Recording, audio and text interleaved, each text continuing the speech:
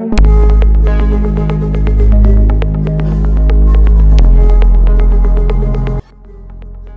गुजरते दिनों Los Angeles में लगी हुई आग के पीछे की क्या वजह हो सकती है।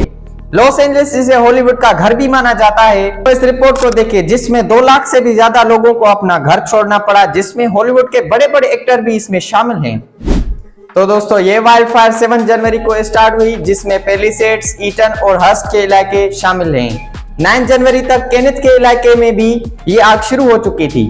दोस्तों, कई दिनों से लॉस एंजलिस में लगी हुई आग ने $15 बिलियन का नुकसान किया है। और the fire protection and forestry की इस रिपोर्ट को देखिए, जिसमें बताया गया है कि 50,000 एकड़ से भी ज्यादा की जमीन जल चुकी है, 16,000 से भी ज्यादा का इंफ्रास्ट्रक्चर डिस्ट्रॉय हो चुका है और 30 से भी ज्यादा लोग इसमें मर चुके हैं। सबसे बड़ा सवाल ये है कि किसने लगाई ये आग, कौन है इस आग का रिस्पॉन्सिबल। बहुत सारे एनिमल्स की डेथ हुई इस वाइल्ड फायर की वजह से, और हमारे एनवायरनमेंट में इसका क्या इफेक्ट पड़ा है, चलिए जानते हैं।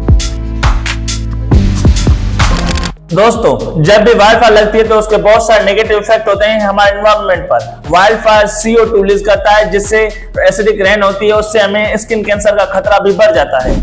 वाइल्ड फायर बड़े अमाउंट में ग्रीन हाउस गैसेस को एमिट करती है, जो सूरज से आने वाले रेडिएशन को एटमॉस्फेयर में ट्रैप करती है, जिससे क्लाइमेट चेंज और फ्लडिंग का खतरा बढ़ जाता है। वाइल्ड फायर लगने के बहुत सारे तरीके हैं, लेकिन उसके 2 मेन टाइप्स हैं।